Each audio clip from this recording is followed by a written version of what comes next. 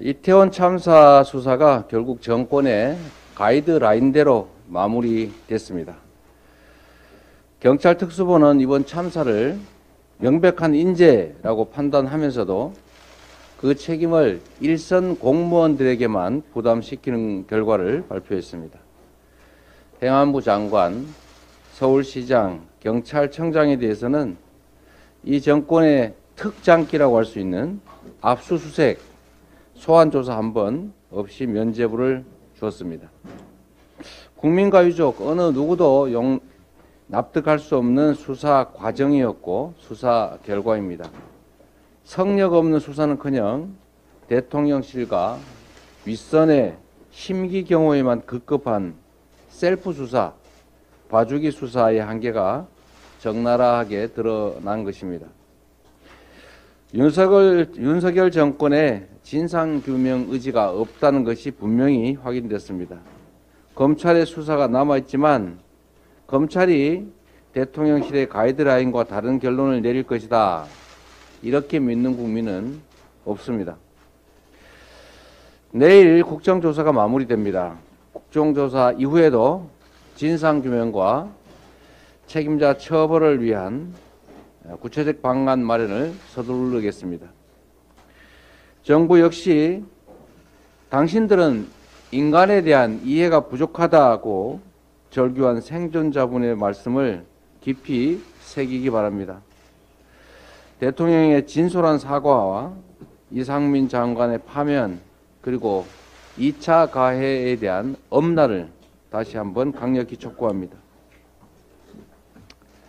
설을 앞두고 민생 현실이 참으로 혹독합니다. 지난 13일 한국은행이 사상 최초로 7회 연속 금리 인상을 단행하면서 안 그래도 힘든 민생에 더 큰 충격을 주게 됐습니다. 국민들은 천정부지로 치솟은 이자 부담에 허리가 끊어질 지경입니다. 기준금리 인상으로 늘어난 이자 부담만 무려 40조 원이라고 합니다. 민생경제가 이자 폭탄에 비명을 지르는 동안에 시중은행들은 사상 최대의 이자 파티를 벌이고 있습니다.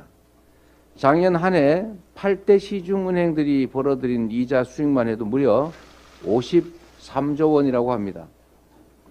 금리 인상의 고통을 국민과 민생경제에 고스란히 전가하는 이 금융권의 불공정한 이자 장사, 더는 수수방관해서는 안 됩니다. 가계부채에 허덕이는 서민들에 대한 특단의 대책이 필요합니다. 폭증한 은행 빚을 각자 알아서 해결하라라는 부채 방임주의, 부채 각자 도생만 강요하다가는 경제의 근간이 허물어질 수 있습니다. 저는 이 문제에 대한 해결을 위해서 가계부채 대책 3대 대책을 포함해서 긴급 민생 프로젝트 정부에 제안한 바 있습니다. 고금리 고물가로 민생 고통이 극심한 지금이야말로 정치가 행동할 때입니다. 국민의 아픔을 덜고 민생 살리기에 도움만 된다면 누구의 제안이냐, 누구의 정책이냐가 뭐 그리 대수겠습니까? 긴급 민생 프로젝트에 대한 조속한 협의를 정부 여당에 강력하게 촉구합니다.